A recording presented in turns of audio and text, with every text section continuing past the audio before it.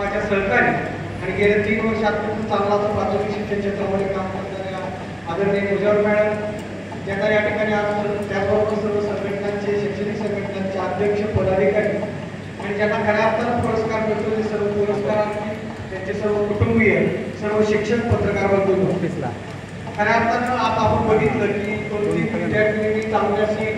या ठिकाणी आपलं मनोगत व्यक्त केलं यावरून पाटण तालुक्यामध्ये विद्यार्थ्यांची बुद्धिमत्ता आम्हाला पाहायला मिळते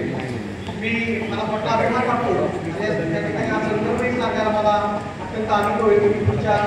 ह्याच्यामध्ये सांगेन असा आपली भारतीय संस्कृती म्हणते की गुरु ब्रह्मा गुरु विष्णू गुरु देव महेश्वरा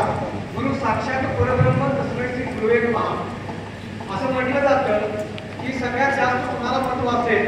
ते म्हणजे गुरुला देव मानण्याची आमची भारतीय संस्कृती आहे अरिस्टॉटल नावाचा एक चांगलाचा विचारवंत तत्ववेत्ता होऊन गेला आणि त्याला ज्यावेळी प्रश्न विचारला गेला की तुमच्या आयुष्यामधलं सगळ्यात मोठं तत्वज्ञान कोणतं आहे आणि तुम्ही सगळ्यात जास्त कोणत्या गोष्टीला मानता त्यावेळी त्यांनी सांगितलं की मी सगळ्यात जास्त माझं जीवनमान ज्या जडणघडण माझ्या आतापर्यंत झाली त्या गुरुला मी मानतो त्यावर पुढचा प्रश्न विचारला पुस्तकाने व्यक्तीने मग तुम्ही आईवडिलांना मानत नाही का तर आईवडिलांना मानतो सगळेजणच मानतात मात्र आईवडील आपल्याला नश्वर शरीर देतात मात्र स्वर्गाची कैलिमत देण्याचं काम हे शिक्षक करत असतात म्हणून मी शिक्षकाला मानतो इतकी फार मोठी संस्कृती आपल्या देशाला लाभलेली आहे आपल्या देशामध्ये अत्यंत चांगला गुरुला स्थान दिलं जातं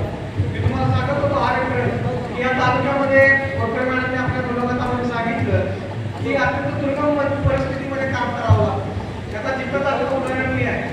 कारण की माझ्या मनोगतामध्ये एवढं जरी मी सांगितलं तरी मनोगत मी एक शिक्षक शाळेवर 5 वर्ष काम केलं आणि या तालुक्यात भूमिका अशी आहे या तालुक्यामध्ये सगळ्यात आसपासच्या सर्व्हिस लागते शोभना मुजावर मॅडमच्या शेजारी मात्र खऱ्या अर्थाने